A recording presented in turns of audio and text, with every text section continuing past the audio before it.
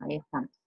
Bien, que si una curva, en este caso esta curva que yo hice, se encuentra por debajo de las rectas tangentes, esa sería como la definición, si se encuentra por debajo de las rectas tangentes, como acá, la curva tiene concavidad negativa. Y si, por el contrario, la curva se encuentra por arriba de las rectas tangentes, que es lo que pasaría en un punto como este, si yo tomo este punto de la curva y trazo la recta tangente, ven que la posición relativa es diferente, la curva está arriba de la recta tangente. Bueno, en ese intervalo la función tiene concavidad positiva. En esta parte la función tiene concavidad positiva. En todos estos puntos que están acá. Hay un lugar donde esa concavidad cambia, ¿no? Donde empieza de pasar una cosa, empieza a pasar la otra. Si uno mira, y como que por acá, ¿no? Una cosa por ahí, bueno, habría que ver dónde, en qué lugar exactamente, para eso hay que hacer la cuenta, pero por acá las rectas tangentes dejan de estar por arriba y empiezan a estar por abajo. Bueno, este punto donde la concavidad cambia, en este punto donde la concavidad cambia, tenemos lo que se conoce como punto de inflexión. Y en este lugar, si la función es continua, lo que va a pasar es que la derivada, esto de la concavidad va a estar asociado al signo, pero de la derivada segunda ahora, y bueno, el lugar donde cambie la concavidad va a tener derivada segunda nula. Esa es como la idea de cómo lo vamos a usar. Pero es muy parecido a lo que pasa con la derivada primera y el estudio del crecimiento. Ahora lo que vamos a tener que analizar es la derivada segunda y sus raíces, exacto. Y en base a ese estudio de la derivada segunda y sus raíces, vamos a analizar si la derivada segunda cambia de signo. Y según cómo sea ese cambio de signo, si tiene algún punto en el que se anula, ahí vamos a poder decir que tiene un punto de inflexión. Bueno, todo eso ahora lo escribo bien. Y hacemos un ejemplo, así lo usamos. Acá no me quedó muy lindo escrito esto, estos son los nombres que quise poner, pero vamos a ponerle un poco más de palabras, a ver, una cosa así. Si una curva podemos poner, está por debajo de sus rectas tangentes,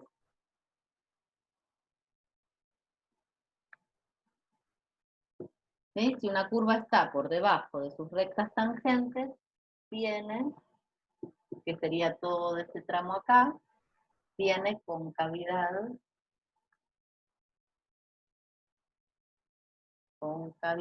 negativa.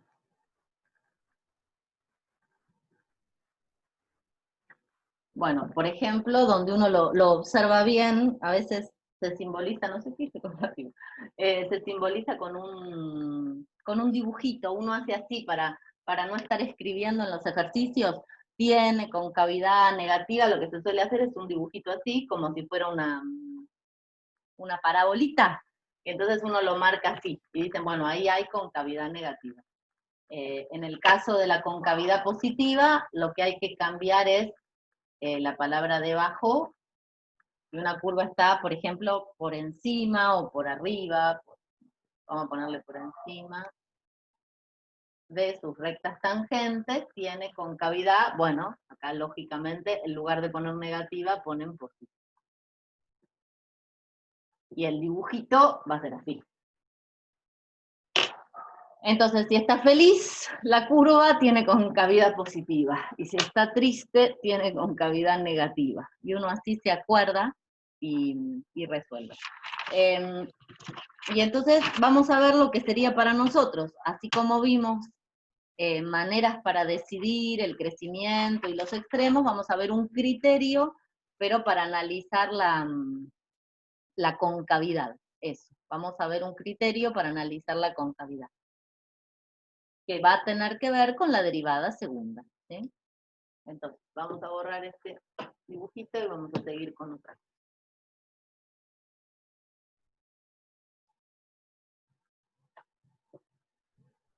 Bueno, a ver si tengo algún ejemplito lindo. Acá. Bueno, entonces criterio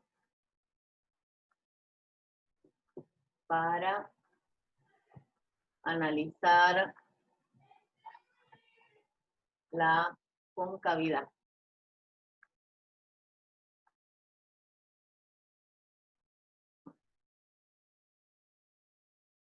Es sencillo de aplicar, ¿sí? Otra vez, sea f, igual que siempre, una función que tiene que ser continua y derivable en un intervalo. En este caso nos interesa además que tenga derivada segunda, porque voy a trabajar con f segunda. Entonces directamente lo vamos a escribir así.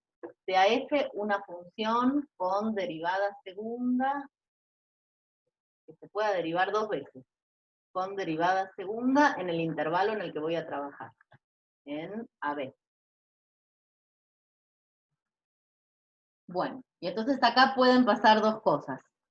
Puede pasar que f segunda, o sea, que esta derivada segunda, que yo me estoy asegurando que tiene, sea mayor a cero, y de nuevo, sea positiva, para cualquier número del intervalo. Entonces, si f segunda es mayor a cero para todo x en AB, eso quiere decir para cualquier punto del intervalo. Si la derivada segunda es positiva para cualquier punto del intervalo, entonces el criterio me asegura que en todo ese intervalo la función tiene, si la derivada segunda es positiva, la función tiene concavidad positiva en ese intervalo, o sea, en A. Ahora me fijo si no se ve y corro el coso. Ahí se, justito. Bueno, si yo tengo f, busco f', derivo f', tengo f segunda. Me tengo que fijar que el signo de f segunda, ¿en qué valores de mi dominio? El f segunda es positiva y en qué valores de mi dominio f segunda es negativa. Porque me aseguro que si la derivada segunda es positiva, yo ya sé que la curva hace así. Tiene esa curvatura. La concavidad o la curvatura tiene que ver con esta cuestión, bueno, relativa a las rectas tangentes. Yo a veces les doy como el ejemplo de la cuchara, ¿sí? Donde la cuchara por donde junta la sopa y la otra parte. La curvatura es algo como que uno está acostumbrado a ver, pero no a nombrar. Las que tenemos más presentes siempre son las parábolas. Ahora les voy a contar un detalle, pero fácil, pero para que lo vean. Acá tendríamos que poner, esta es como una parte del criterio. La otra parte del criterio la van a escribir ustedes, porque es casi igual. En lugar de tener que poner, si f segunda es positiva, donde dice positiva tienen que poner negativa. Todo lo demás, f de x tiene concavidad, y en lugar de poner positiva, ponen negativa. Y en lugar de hacer este dibujito, hacen este dibujito. ¿Está bien? Si la derivada segunda es negativa, es como todo al revés. Bueno. Sí, lo de los puntos de inflexión ahora lo anotamos. Bueno, es lo que falta. Si la derivada segunda es positiva, sabemos que la función tiene concavidad positiva. Si la derivada segunda es negativa, sabemos que la función tiene concavidad negativa. Bueno, vamos a escribir los puntos donde una función cambia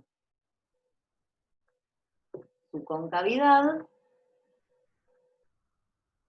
los puntos donde una función cambia su concavidad se llaman puntos de inflexión. ¿Sí? Claro, es eso que están diciendo, está bien, la comparación. Los puntos donde una función, a ver, cambia su concavidad se llaman puntos de inflexión. Se llaman así, inflexión que va con X. Y en esos puntos se cumple, en esos puntos F segunda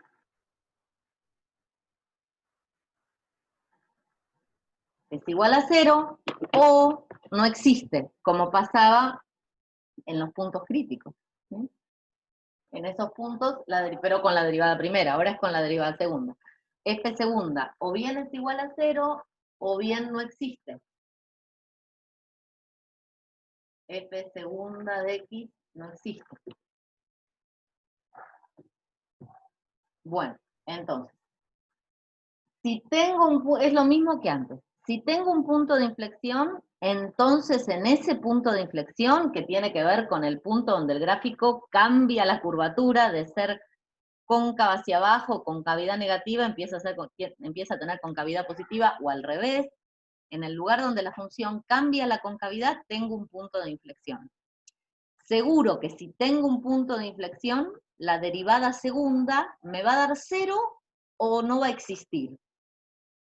Pero la vuelta no vale. El recíproco no es cierto. ¿Qué quiere decir? Que puede ocurrir que pase alguna de estas dos cosas y que yo no tenga un punto de inflexión. Bueno, lo que solemos hacer, hay criterios, pero no vamos a trabajar con eso. Lo que tenemos que ver es dónde vale 0 la derivada segunda o dónde no existe, y después analizar el cambio de signo, o sea, usar el criterio, y listo. Eso nos va a alcanzar para resolver todos los ejercicios que están en la práctica, en esta guía. ¿Sí? Vamos a tomar la derivada segunda, la vamos a igualar a 0, y vamos a ver si en algún lado no existe. Todos esos van a ser nuestros candidatos a puntos de inflexión. Una vez que tenemos los candidatos a puntos de inflexión, nos fijamos qué pasa con el signo de la derivada segunda antes y después.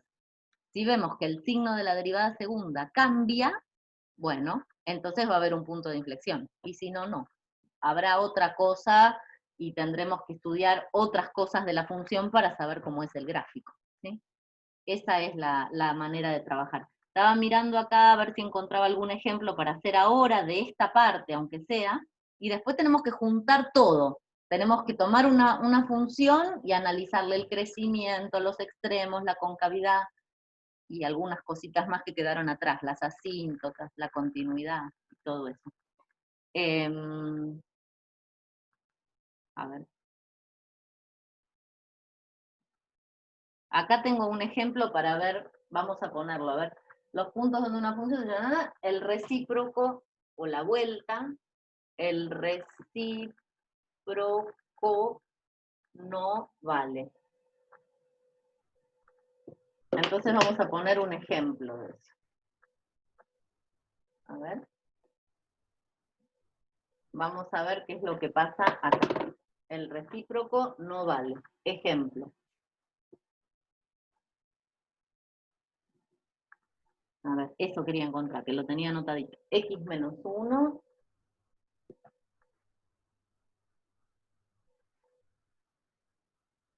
más 3. ¿Qué quiere decir que es un caso donde se ve que el recíproco no vale? Y bueno, que probablemente la derivada segunda en algún punto nos dé 0 y ese no sea punto de inflexión. Eso. Lo podrían hacer ustedes de tarea. Sí. Vamos a poner, porque esto es fácil de derivarlo, van a derivar fácil, ¿no? Bajan el 4, acá le ponen un 3, este desaparece, lo derivan 2 veces y le buscan los extremos. Y van a ver que el signo de la derivada segunda no cambia. Entonces, ejemplo, a ver, les pongo la respuesta. La derivada Bueno, ¿se ve ahí? Sí. La derivada. Así nosotros hacemos otro ejemplo donde se vea todo junto. Si no, no vamos a llegar. La derivada. La derivada segunda en x1. Ah, lo voy a poner con símbolos, así me entra en el pizarrón.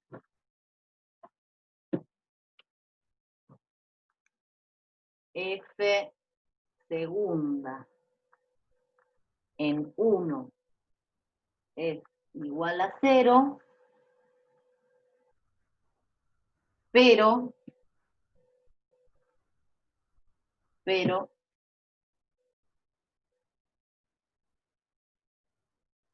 F de 1 no es punto de inflexión. A ver, eso es lo que tienen que ver. Eso. ¿Sí? Lo van a derivar 2 veces, van a igualar la derivada a 0, pero van a ver que el signo de la derivada segunda no cambia a izquierda y a derecha del 1. Ahora vamos a hacer otros ejemplos de verdad nosotros donde eso se vea. Y listo. Me parece que ese lo van a derivar fácil. Bueno.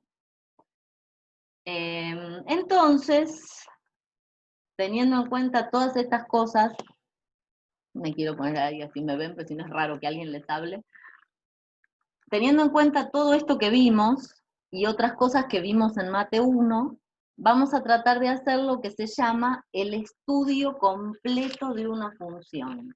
En la práctica aparece un ejercicio muy lindo para hacer, que es el número 5, no, en el 5 están los puntos de inflexión, y en el 6 está el estudio completo de una función, en el punto 6, donde les pide que para una determinada función le analicen como todo. El dominio, los puntos de discontinuidad, las asíntotas, si la función es par o impar, la paridad, eso es lo que nos falta ver que me quedó del año pasado. ¿Dónde corta los ejes? Los extremos relativos, los intervalos de concavidad, y que traten en base a toda esa información de hacer un gráfico aproximado. La idea sería que después de hacer todas esas cuentas y todo este análisis, ustedes sean como un GeoGebra, que puedan hacer la curva que se aproxime a esa fórmula, donde la fórmula ya no es más una parábola, una recta, una exponencial sencillita. La fórmula es algo más complejo que uno la ve y no tiene idea cómo es el dibujo. Para tener idea hay que hacer el estudio completo de la función. En el examen va a tener algo así, un punto que te pide todo. La verdad todavía no lo armé al examen y me cuesta en mi cerebro armarlo, porque se los tengo que tomar en formato choice. Entonces estoy medio condicionada por el formato, cómo tomarles esto. Yo calculo que no, primero, es algo largo para hacer. Hacer el estudio completo de una función te lleva tiempo. Entonces, no van a tener que hacer 5 estudios completos de una función porque no van a terminar nunca. Eso por un lado. A lo sumo tendrán que hacer el estudio completo de una curva. Y lo que yo les voy a poner, no quiero decirles lo que les voy a tomar, pero lo único que se me ocurrió, que estuve pensando, digo, bueno, les puedo poner, a ver, para la siguiente función, darles una fórmula, no sé, señalar las características que son correctas, y entonces ponerle, tiene asíntota en, no sé si debería decirles, pero bueno, tiene asíntota vertical o oblicua en tal lado, no tiene extremos, y que ustedes pongan las que son verdaderas, ¿entienden? Para eso van a tener que hacerla, o analizar un poco las cosas, y señalar las que están bien, claro. No sé si voy a lograr en un punto todo el análisis, pero de aparte se los voy a ir tomando. Armaré algunos ejercicios que tengan más que ver con límite y continuidad, que es lo que vimos al principio, y algún ejercicio que tenga un poco más que ver con extremos y concavidad. Pero no les puedo decir, hacer el estudio completo, es más fácil tomarles al desarrollar, porque les tiro la fórmula y les digo, listo, hacer el estudio completo, ya está. y ya está, no tengo que hacer. En cambio acá tengo que armar la consigna como más elaborada para que ustedes puedan indicar qué es lo que está bien y qué es lo que está mal. ¿Sí? No van a, por eso, por ahí tienen que hacer un punto donde tengan que analizar todo, pero de última va a ser un punto donde tengan que analizar todo. Así que vamos a hacer un ejemplo donde analicemos todo o analicemos lo principal, al menos. ¿Sí? Esperen que se me cayeron todos los machetes. Bueno, a ver. Vamos a tomar entonces un ejemplo. Sí. ¿Me quieren preguntar algo más? No. Bueno, vamos a borrar y seguimos.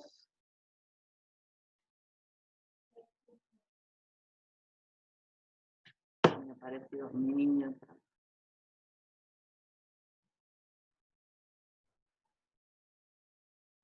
Bueno, quiero hacer un paréntesis acá y contarles un poquito acerca de la paridad de una función. ¿Sí? ¿Qué es esto de paridad? Paridad de una función. Hola, Lichi. ¿Te aburriste de la tele, mi amor? Sí, ya termino, papi. Un ratito más, ¿sí? Bueno. Paridad de una función. Bueno, ustedes vieron que los números enteros, naturales, o son pares o son impares. Otras no tienen.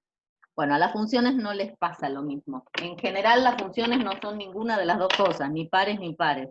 Pero hay algunas que son pares y hay otras que son impares. Y si uno se da cuenta que una función es par o que una función es impar, eso me da información, por ejemplo, para hacer el gráfico más fácil, más rápidamente, más simple. Y lo otro que también es cierto, a ver, sí, es verdad, estoy pensando si está bien lo que les digo, pero sí, que si es par, no puede ser impar. O sea, puede ser que no sea ninguna de las dos cosas. De hecho, la mayoría de las funciones no son ni pares ni impares. Pero si es par, no es impar. Y viceversa. O es una cosa o es la otra. ¿Está bien? Bueno, ¿cómo hacemos para ver a qué tenemos que mirar para saber si la función es par o impar y tiene alguna de estas características especiales, digamos? Bueno, está la definición de paridad y después uno se va dando cuenta en la práctica que hay que mirar a veces si los exponentes son pares, qué pasa con el signo de la variable, pero vamos a los ejemplos para ver eso. La definición la escribo, es la siguiente. Dice así, F es par, sí, solo sí, porque es una definición, o sea, va a ser par si cumple esto, y si cumple esto es par, es ida y vuelta. ¿Sí? Es par, sí, solo sí, F de X es igual a F de menos X. Eso sí es par.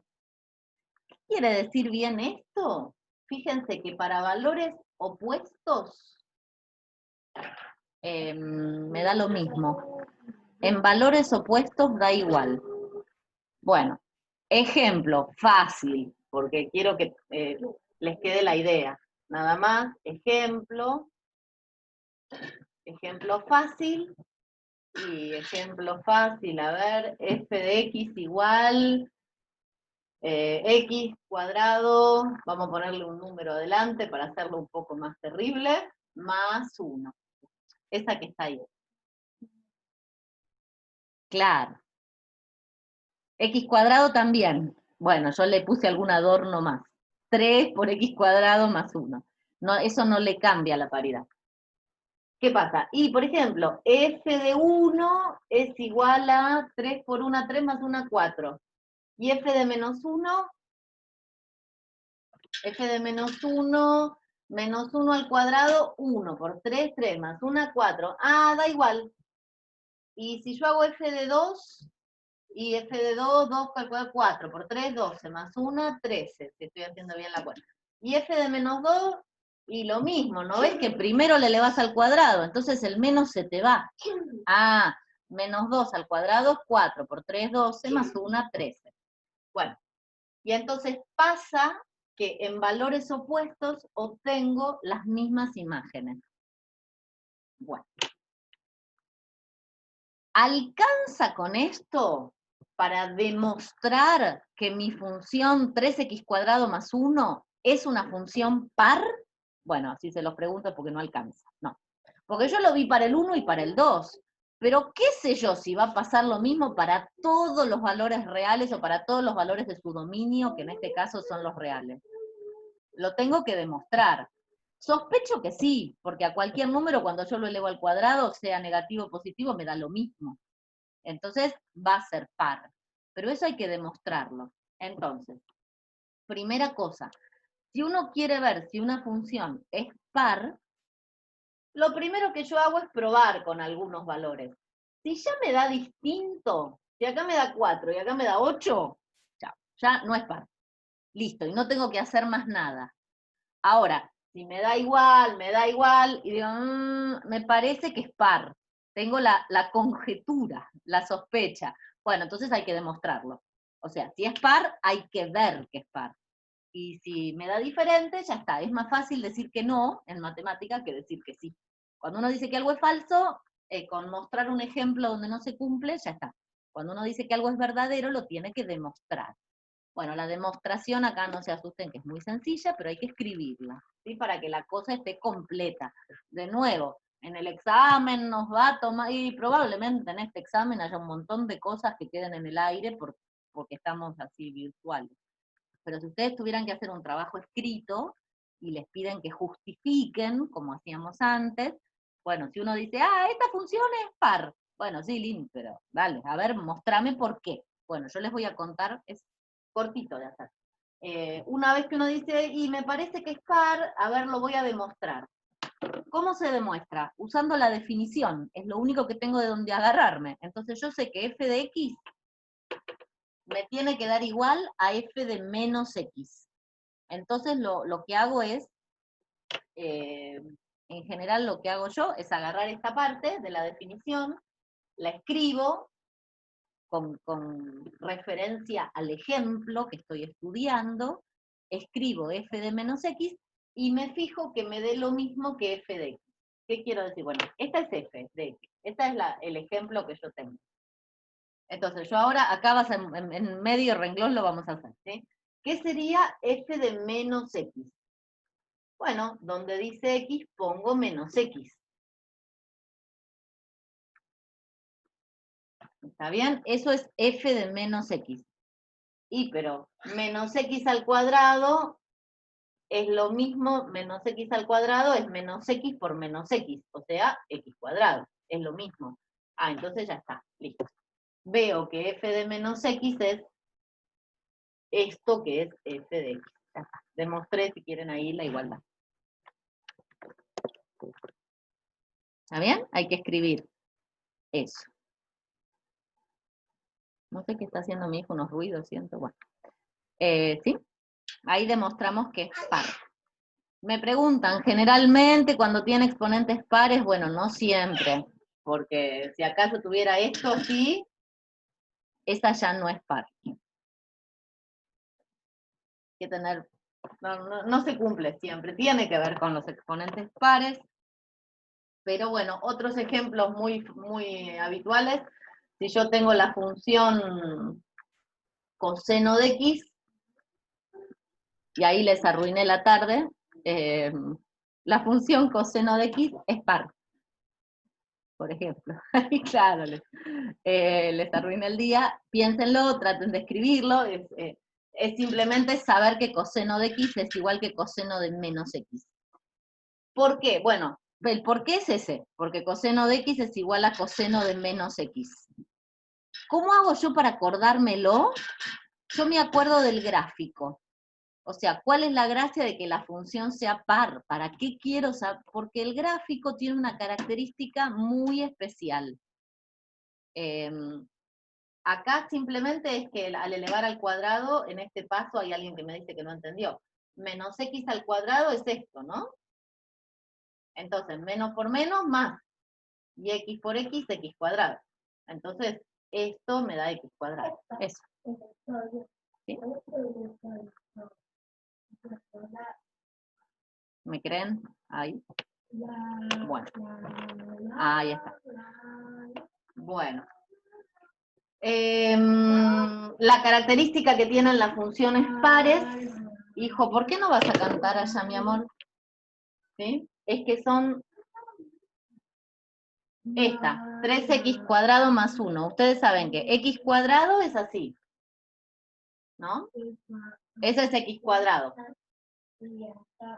Cuando la multiplico por un 3, la curva se cierra un poquito más. Y cuando le sumo 1, la curva sube. Entonces 3x cuadrado más 1 es como una parabolita medio cerrada que anda por ahí. Así. Qué lindo gráfico. Bueno, así. Acá. Entonces, lo que termina cumpliéndose, en esta nada, tengo una parábola corrida al 0,1 y más cerrada. Todas las funciones pares son simétricas con respecto al eje Y. Al eje Y, que es el eje vertical nuestro de siempre, al eje Y. Si yo pudiera, ustedes en la hoja pueden, el pizarrón no, doblarlo por acá, doblarlo, se me superponen las dos mitades. Todos los gráficos de las funciones pares tienen una simetría, se llama en matemáticas simetría axial, es la simetría con respecto a una recta. En este caso la recta es el eje Y. El gráfico de la función coseno es así, pero para el otro lado también. Entonces, si yo, esta sería el coseno de esta que quedó acá, es 3x cuadrado más.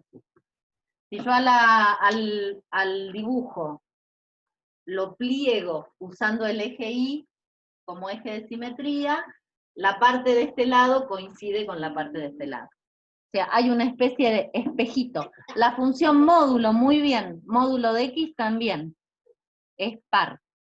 Piensen que el módulo de x y ponerle un menos adentro del módulo, con el módulo desaparece. Eso. La función módulo también. Bueno, eso en cada ejemplo hay que pensarlo, ¿sí? Si todas las x que aparecen tienen todas exponentes pares, probablemente sea una función par, porque los exponentes pares me anulan los menos. Pero todas las x tienen que estar afectadas por una potencia par. Todas las que haya en la fórmula, ¿sí? No, hijo, bájate de ahí. Ahí está. Bueno. Bueno, y en el caso de las funciones impares, la definición es diferente, pero hay algunas ideas que son similares. Y más o menos lo he puesto. Si cumple esto, miren, vamos a modificarla acá. Si f en lugar de ser par es impar, lo que se cumple, bueno, este es el sí, solo sí, es que f de x es igual, a ver, a menos f, es muy práctico, hijo, dar clases así con vos, no sabes cómo me ayudas, mi amor. A menos f de menos x. Eso es. A ver, acá dice impar. Entonces,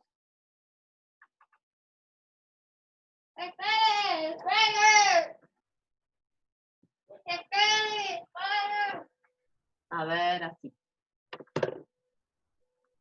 Entonces, ejemplo. Bueno, el ejemplo clásico es esta. Así como x cuadrado es un ejemplo de función par, claro, x al cubo es un ejemplo de función impar.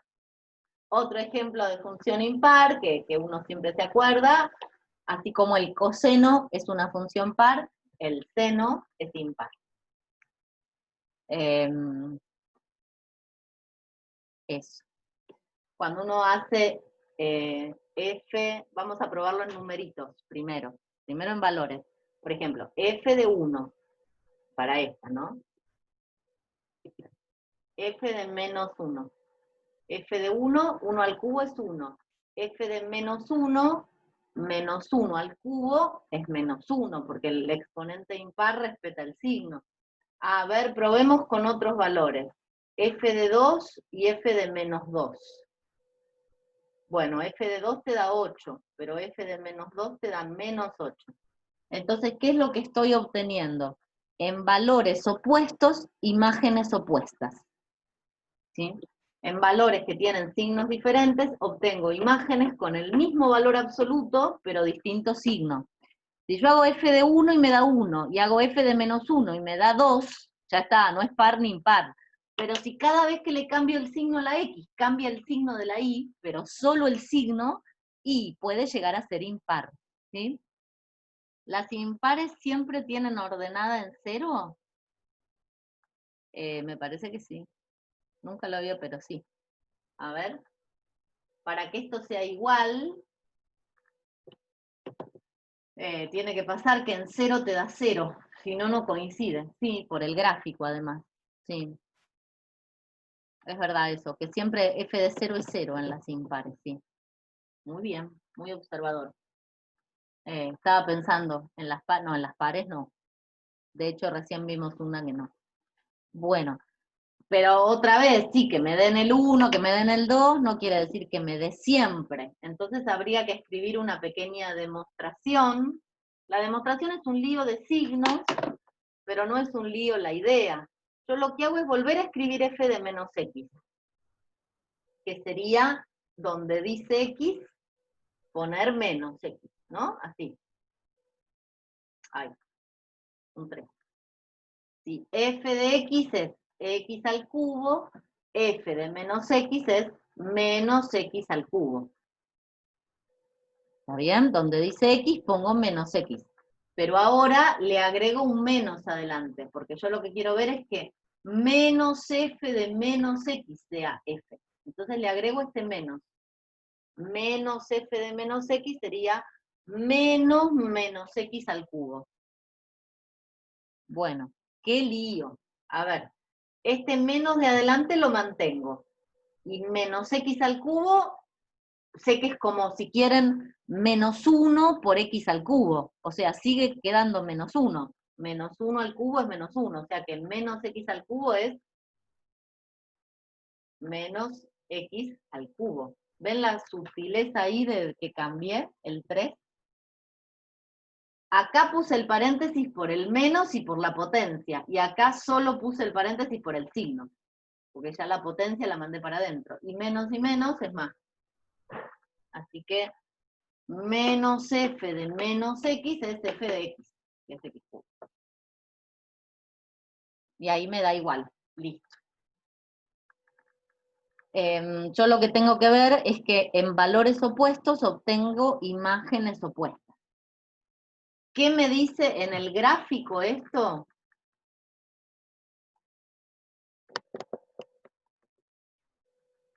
Que en valores opuestos obtengo imágenes opuestas, que si tengo un punto acá, si para este valor la imagen es esta, bueno, para el valor opuesto, que va a andar por acá, la imagen tiene que ser opuesta a esta, va a andar por acá.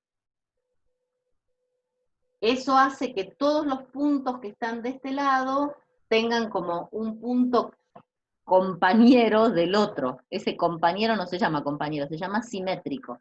De hecho, el gráfico de la función x cubo, ¿se acuerdan que es algo así? Cualquier punto de acá